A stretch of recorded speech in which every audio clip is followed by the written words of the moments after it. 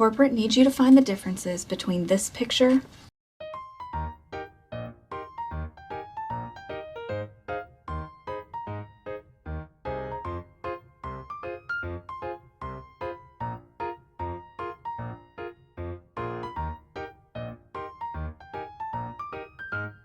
and this picture. What is gender identity? Gender is something which is composed of many different aspects which help us form into the people we are. These factors can include our bodies, our identity, and our expression of self. Your gender is who you feel that you are, and this can align with the gender you were assigned at birth, or it may not. People who identify with the gender they were assigned at birth are often referred to as cisgender, and those who don't identify with the gender they were assigned at birth can be transgender or agender. The term trans is often used as an umbrella term for anyone whose gender differs from the sex they were assigned at birth. Gender is personal, and it's often defined by the social and cultural standards of a certain community, and gender roles and identities often vary in different parts of the world. Lastly, for some people, their gender can be something which is fluid and can evolve over time, and for others, it's a constant. Indel has told us there are at least 7. Okay, I already see one. Give him. Okay. They're the same picture. The EGS, or Ember Ghost Squad Wiki notes, founded in the 1980s, EGS is one of the most cherished squads in the afterlife. Short for Ember's Ghost Squad, Ember McLean founded the organization not long after perishing in a house fire. By 1985, EGS had acquired 1,752 recruits. Recruiter ghosts are the primary gatherers of souls for the EGS. During recruiting, all souls are fair game. Although the squad's traits vary extremely, recruiters generally search for lost cause souls, typically people battling depression or who have become outcasts in their daily environment. Lost causes who finally earn their chance to be who they truly are make the EGS one of the strongest squads in the afterlife. There are occasions where recruiters physically reach out to those amongst the living, offering a way out of their torment and misery. In these circumstances, deaths are cleverly executed as to not make society aware of the spiritual forces overshadowing the earth. There are rare circumstances where the EGS will intentionally take the lives of individuals whose traits fit perfectly into their system. The appearance of an EGS recruiter is masked by shadows on the face and skin. Only the eyes and clothing are visible, surrounded by darkness and their own unique hue. There are hundreds of recruiters in the EGS. For one to achieve this authority status, one must pass a series of complicated spell tests. Only the best of the best are promoted. When recruited by the EGS, your features may vary based on your life's interests, scars, and emotional traits. The book, So You're No Longer Living, the EGS Guide to the Afterlife, is distributed to new recruits. All EGS members are female souls spiritually. There are no male souls in the Ghost Squad. Randy Stair was 24 years old when he barricaded the doors of the Weiss Market supermarket in 2017 and killed 3 of his co-workers before killing himself. Like many other mass shooters, he was fascinated with Columbine and was depressed, but he stands alone in his ultimate motive of hoping to be reborn as part of Ember's Ghost Squad. Inside his journal reads passages such as, "I have no regrets for what I may do or what I have done. I am who I am, and no effing human shit can take that away from me. I'm an EGS-1 recruit. You're worthless effing humans. One day you'll all see things my way, especially when our Ghost Squad invades your pathetic, putrid planet and become our slaves for the rest of your lives. I will not stop, I will not change, I will not cower. I will fight for the squad and do what I've set out to do. I am Andrew effing Blaze." Another reads, "Last time I checked, I never asked for this. Life. Why the hell was I sent here? It's a punishment. It's an effing punishment. Every night gets harder and harder. I can't get death off of my mind. It's on my mind at least 14 out of the 18 hours of my night. I can't stop envisioning myself in the Ghost Squad, being one of them, being happy, killing humans after returning from the grave, manipulating and seducing humans with my feminine charm, and then brutally attacking and killing them with a huge grin on my face. The power, the revenge, the Ghost Squad. I effing want it, and soon. It will be a reality. If you honestly believe that every effing human being on earth of all races is destined to live, die, and shine in everlasting light with Jesus Christ, then I ought to shoot you where you stand. I don't believe in the crucifixion and resurrection of Jesus and all that fairy tale shit. There is a God, however, and not just one, gods, and goddesses. Danny Phantom is a mid-2000s cartoon created by Butch Hartman. Ember is a fictional character from that cartoon. While to the uninitiated, the EGS may sound like a harmless, if somewhat self-indulgent fandom creation centered around the Danny Phantom franchise, to Randy Stair it was an all-consuming delusion that led to the deaths of 3 people and his own suicide. A delusion is defined as a false belief or judgment about external reality, held despite incontrovertible evidence to the contrary, occurring especially in mental conditions. While delusions are often a component of diagnoses such as schizophrenia, schizoaffective disorder, bipolar disorder, depression, or dementia, delusions can occur without an accompanying recognized mental illness diagnosis. Delusions are often only considered to be an issue if they are recognized as being harmful to those who believe them, those around them, or if they are extremely odd. The word is typically not applied to beliefs such as believing in the healing power of crystals, numerology, tarot, or even many religious beliefs, though by definition, delusion still applies. Witchcraft is my religion, Sergeant. This religion, which is older than your Christianity, saved my life. You should have known better than to have to let her get you under the spell of the weather. I got you where I want you. The fewer people who hold a delusion, the easier it is to question. If the definition of the word is applied to many widespread beliefs, it becomes evident that delusions are more common than many would like to acknowledge. As explained in the article Shared Psychotic Disorder, in 1877, Lassus and Falray coined the term folie à deux. The French word folie à deux means madness shared by two. In the early 1940s, Graunik, in his review of 103 cases of shared madness, described 4 types of this disorder. He defined it as a psychiatric entity characterized by the transfer of delusions from one person to one or several others who have a close association with the primarily affected person. The 4 types are as follows. 1. Imposed psychosis. Described by Lassus and Falray in 1877, the delusions are transferred from an individual with psychosis to an individual without psychosis in an intimate relationship.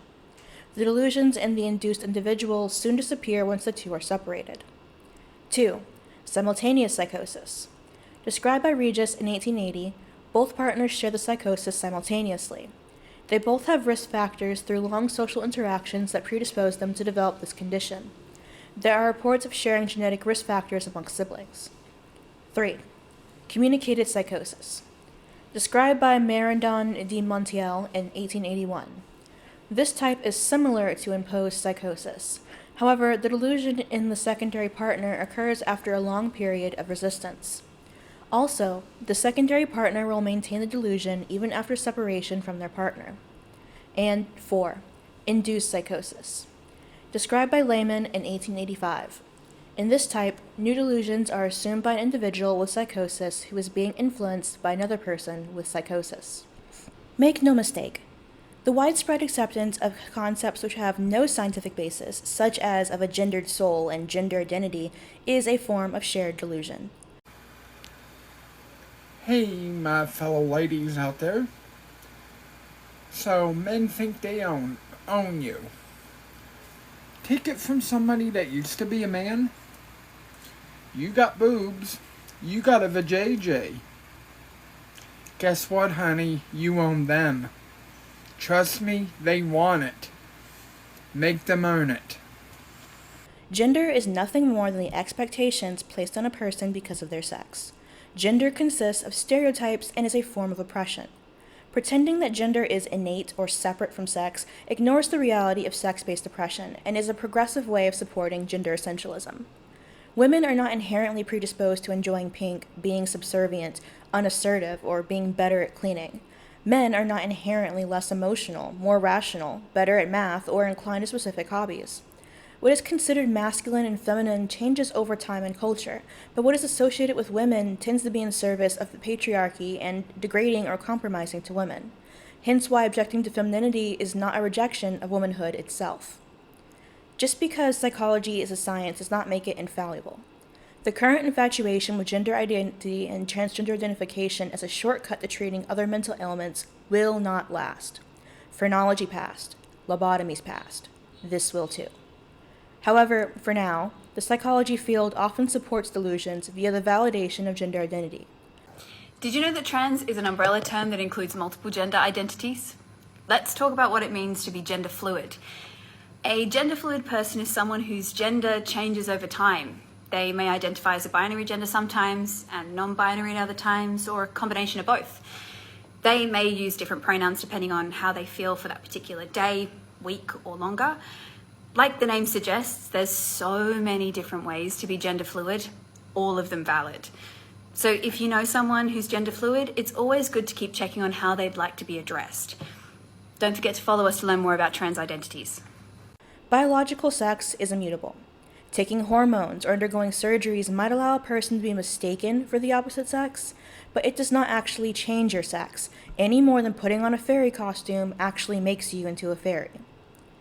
Imposed psychosis is evident in the cases of parents interpreting children being gender nonconforming as being transgender. So for sexuality and gender, essentially everything in our house is fluid.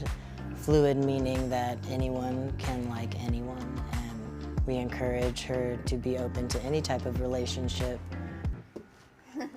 What's kind of different about me that sometimes kids don't do is about my clothing and my hair. Sometimes I wear like a girl shirt or boy pants.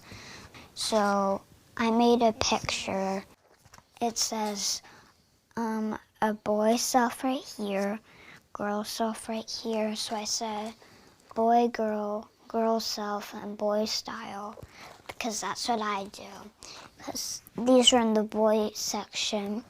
And sometimes in my closet I have some girl clothes. Or when close friends or partners convince others that they're eggs or in denial of their transgender identity. Simultaneous psychosis can be seen in siblings, friends, and entire families who believe themselves to be of the opposite sex or who believe in gender identity. The reaction when people hear that we have 2 trans kids is pretty shock and awe. Before I had transitioned, I had like a piece missing to me and it just didn't feel right. And I was nervous to tell my parents. Being trans would mean you were born the gender that you don't feel like in your heart. Just now, a month ago, started hormone blockers to prevent his menstruation cycle and breast development, which would cause a lot of havoc mentally. Can you show me what the blocker looks like that's implanted? First show me in your arm. Where is it? It's right there. Right there? Can I feel it? Mm-hmm. Do people ever wonder if you're too young to know if you're trans? Yeah, and like, are they too young to know that they're cis? Olivia said she was transgender from the age of 4 until 5, and we allowed her to wear whatever she wanted, but she didn't socially transition until she was 5 years old. A lot of people think that it must be a copycat situation where the younger one's just mimicking the older one, which makes sense, which is why we also hesitated in terms of jumping into another social transition. But this is who she is, and this is where we are. I reacted to Olivia transitioning like most older siblings would, which is kind of like, but really? Even though I'm trans. I got a little defensive because I thought it was my thing. But now I saw and still see that Olivia's a girl and that she always will be a girl. Communicated psychosis is obvious in the trend of butch lesbians and feminine gay men being pressured to transition into straight counterparts. I really think we need to do a Bible story. A Western, Bob. A Bible story. A Western, Bob. Induced psychosis is common across social media, where gender ideologists convince each other of further diagnoses and identities, including, but not limited to, having disabilities and other mental illnesses. Now, what is interesting is how, while many will defend gender identity and transgender identification with fervor as a legitimate self-diagnosed identity or disorder, the question of other disabilities is far more controversial. Many social spaces operate in a victim economy, wherein the more identities one has which fall under the oppressed umbrella, the more legitimacy and power their voice has. Because of an insistence to listen to minority and oppressed voices, an appeal to authority is all that is needed to gain a monetizable audience, and of course, adoration and support.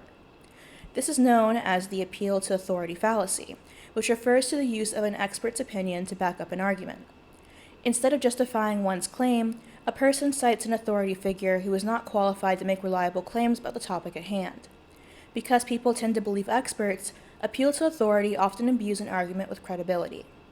In these cases, the authority figure is the person making the claim that they have this disability, and their legitimacy stems from their own personal experience. When people tell you that they're autistic, stop asking them if they're self-diagnosed or professionally diagnosed, because quite frankly, it's none of your business. People self-diagnose for many different reasons, and here are some of those reasons. 1, the cost. Not everyone can afford the $1,000+ it costs to be assessed. 2, none of the professionals know how to diagnose or treat or assess autistic adults because most of them only have worked with autistic kids. Every therapist I've gone to that thinks they know about autism, they follow it up with, well, I've only worked with autistic children for 20 years. Okay, then it doesn't mean shit. That doesn't apply to me. 3, because people are spreading around this idea that suddenly everyone's autistic or self-diagnosing, physicians are not taking people seriously. When people in your world are already calling you lazy and that you're using things as an excuse, why would you want to go to a physician that's going to do the same thing? Just because you're a young adult in their 20s or their late teens and they're not taking you seriously. 4, the waiting list can take years. I'm on several different waiting lists. One of them is 3 years out. The place that I did get into could only assess me for my ADHD because they don't assess for adults for autism, even though I don't know why. The reason so many of us are being diagnosed right now is because all the research for centuries was only geared towards white, cis men. All the diagnostic criteria for years, they gathered from studying just men, not women, not anyone that was assigned female at birth. Women present differently than men. Another reason adults go undiagnosed professionally because we know how to mask, and as a kid, you don't. They think just because you can hold their eye contact and continue a conversation that you're not autistic, and that's just not the case. They don't see our everyday lives. So every time someone asks me, are you diagnosed by a professional or self-diagnosed, it makes me want to bang my head against the wall. Because no one knows how I suffer. Only I know how I suffer, and my roommate, who's my caregiver, knows how I suffer. Stop invalidating people. We get that enough in the real world. We don't need it from here too. And it's always some 14-year-old who thinks they know it all. I literally have a psychology degree. I think I know if I'm autistic or not. So I don't think someone with a bedtime can tell me whether or not I can self-diagnose. When presented with the importance of actual professional opinion, many respond to claims of classism and ableism. It's too hard to get a diagnosis. Doctors ignore symptoms and they're racist or fatphobic or misogynistic. But just because the medical system is flawed doesn't mean that it should be ignored altogether. A medical professional knows far more than the layman, and while the monetary and time cost of getting a medical diagnosis can be difficult, it doesn't make the concept of self-diagnosis necessarily more valid. This comment was left on an earlier post of mine where I stated that your self-diagnosis is probably not valid. So let's get into it. First, let's remember that information, especially as it's presented on social media platforms, lacks nuance, and so it's overgeneralized and oversimplified, which can make it really apply very easily to the masses.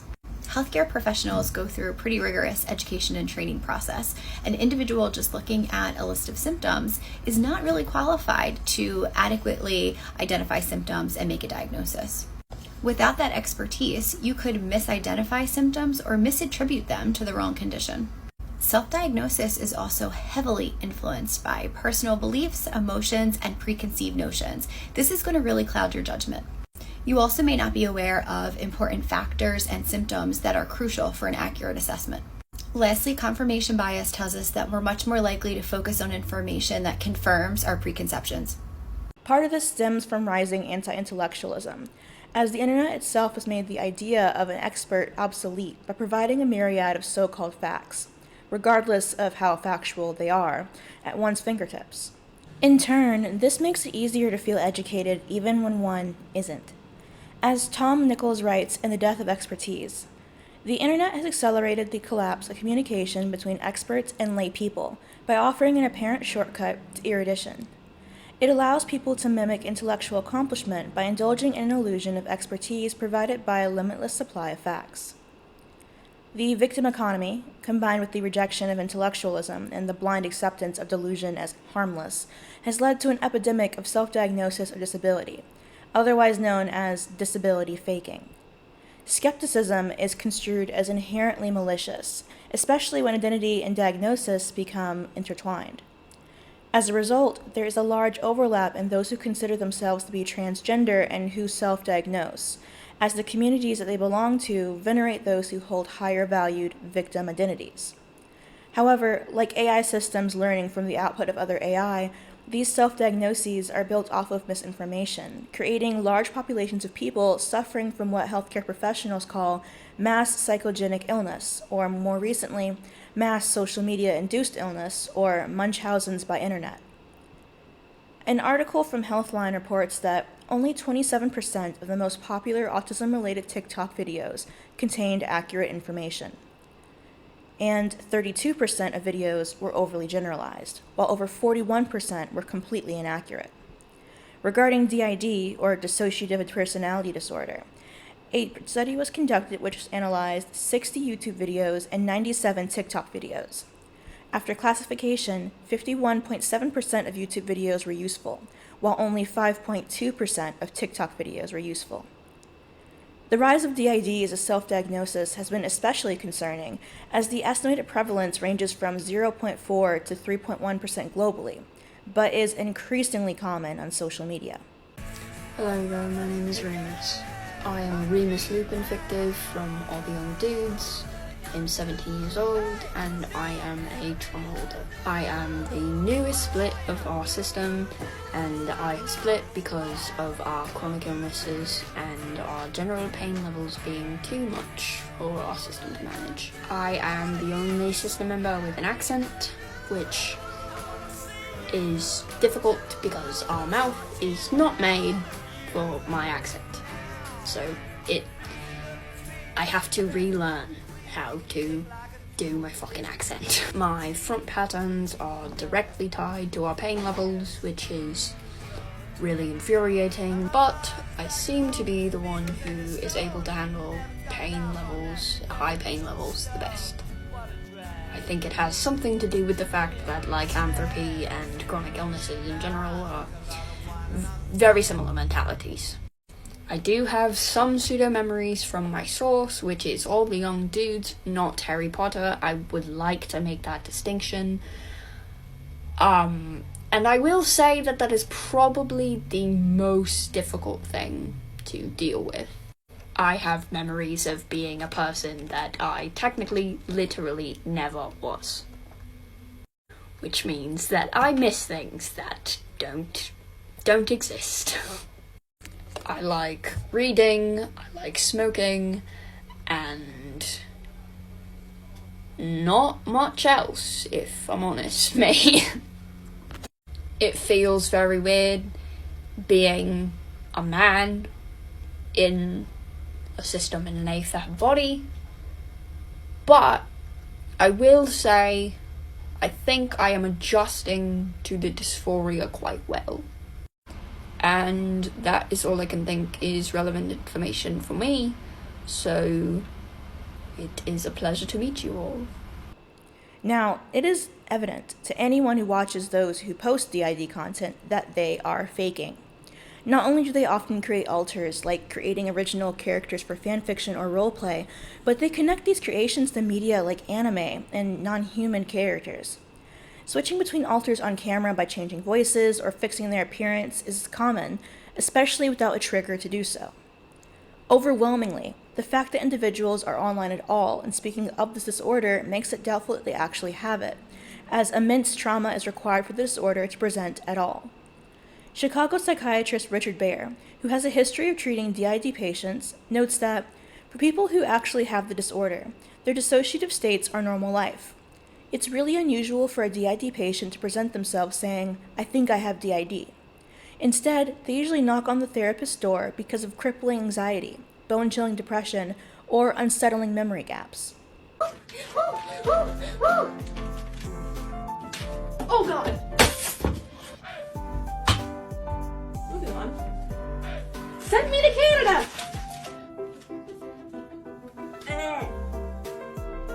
I'll get her a new one.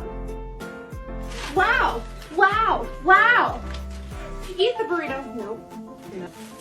One for you! Woo! Woo!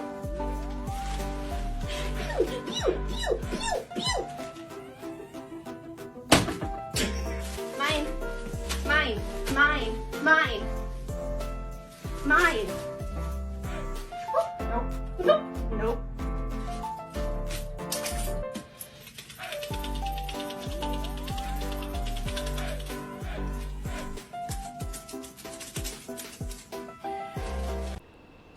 Some attribute the rise of those faking disorders to be unintentional, under the purview of mass psychogenic illness, which involves the rapid spread of illness signs or symptoms affecting members of a cohesive group, originating from a nervous system disturbance, whereby physical complaints that are exhibited unconsciously have no corresponding organic etiology. In simpler terms, typically clusters of young female individuals in close proximity start to display symptoms of illness with no physical reason for doing so. With the advent of mass media, the effect is no longer constrained to those close to each other.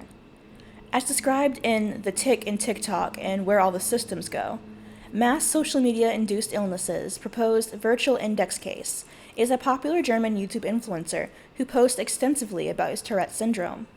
Like cases within the Liebler cluster, viewers saw his or other videos inspired by his experience. They then exhibited movements and vocalizations that were similar but more bizarre and inconsistent with Tourette syndrome. In some cases, the similarities were striking.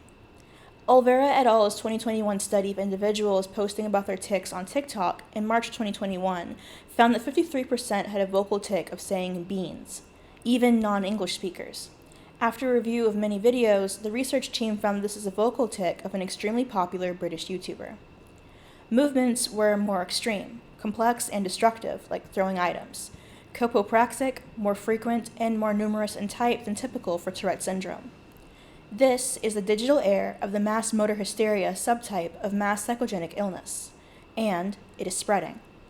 Like patients with MS-MI-driven tics, adolescents with MS-MI-DID present like the influencers they follow, but with more extreme or exaggerated symptoms and an absence of subtler, less well-known symptoms or comorbidities. Many cases resemble what has been labeled imitative DID. Most of the imitating behavior we observe is unconsciously motivated. These patients are truly confused about who they are. They cling to the DID model because it structures their inner world. It is not so much the general assumption of the sick role, but of a specific sick role, DID. Once an adolescent views DID content, algorithms funnel them related posts. This is the first thing users see on their individualized landing page, the For You page, featuring videos curated for each user based on past viewing patterns. Exposure intensifies. Adolescents not only passively consume content, they create it, serving as potential secondary virtual exposures for others. A 2019 study showed that while 68% of monthly active TikTok users watched someone else's video, 55% uploaded their own. But in 2021, the TikTok community started to notice that they were just faking their tics. If I can catch this tick, because it's the most ridiculous thing ever.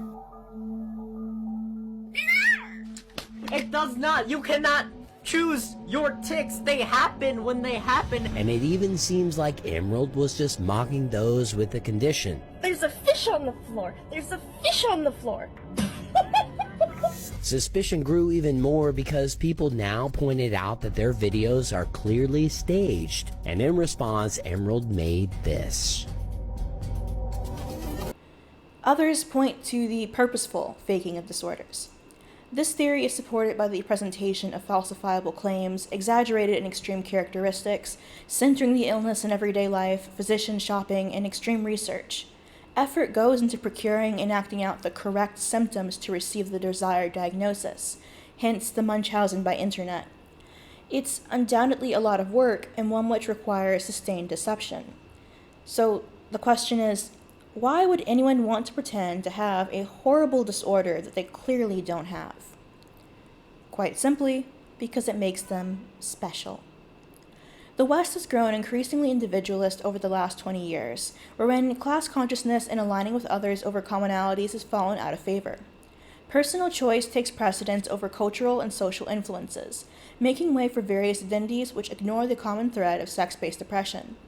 Thus, why many women who identify out of their sex as non-binary, male, or some other gender identity often cite feeling human not liking femininity, or feeling more complex than a woman should be as reasons to why they're not female, without seeming to realize how misogynistic those reasons are. The idea that humans can only exist in flattened stereotypes extends to the disordification of human variability.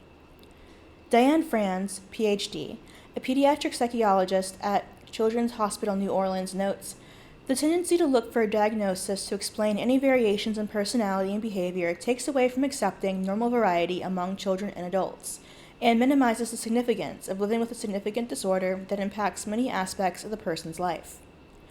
Others get attached to misinformation because it offers a formalized identity and a sense of community. To correct that information would be to crumble the foundations of who they are, because their identities were not organically formed and self-sufficient, but constructed on the expectations and behaviors assigned to the identity marker.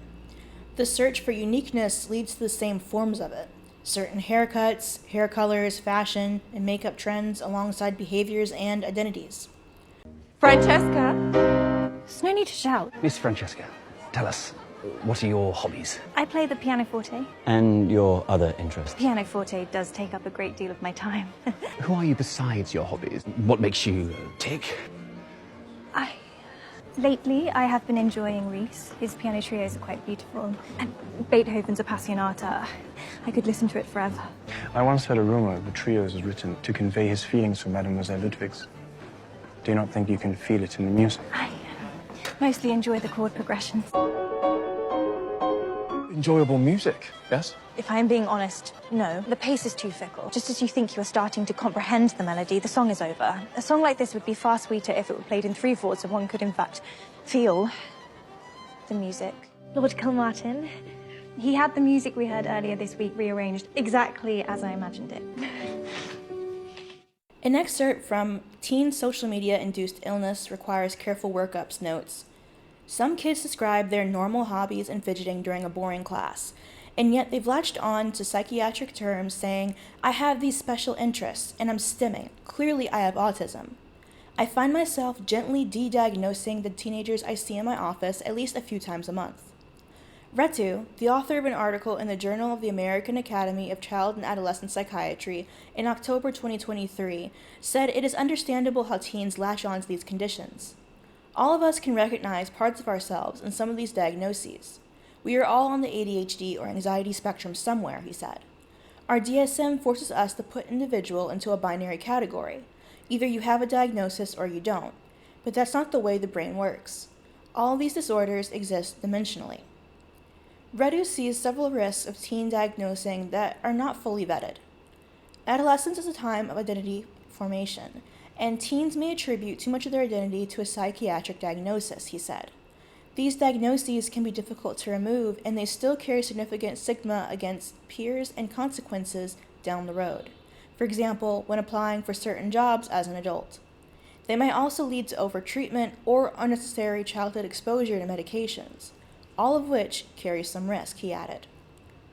Not only does faking disabilities such as DID, Tourette's, and autism add to the misinformation circling around these topics, but doing so actively harms those with these illnesses by casting doubt on the veracity of their claims. People actually suffering from DID and Tourette's will be viewed with suspicion because of how those who are obviously faking it trivialize these issues, monetize them, and turn disabilities into identities. While there are more people who are willing to call them out than those who will call out those of gender identity, the truth is that they're all delusional beliefs. And although many would prefer to deny it, the truth is the acceptance of gender identity has helped to pave the way for the acceptance of other delusions. Many of these delusions go unchallenged because to criticize them in any way is invalidating and unsupportive at best, and bigoted ableism at worst. Meanwhile, the commodification of attention and the rise of hyper-individualism ties the idea of the self as an artificial construct to both communities, or, if we're being honest, communities singular. This, dear viewers, is where we part.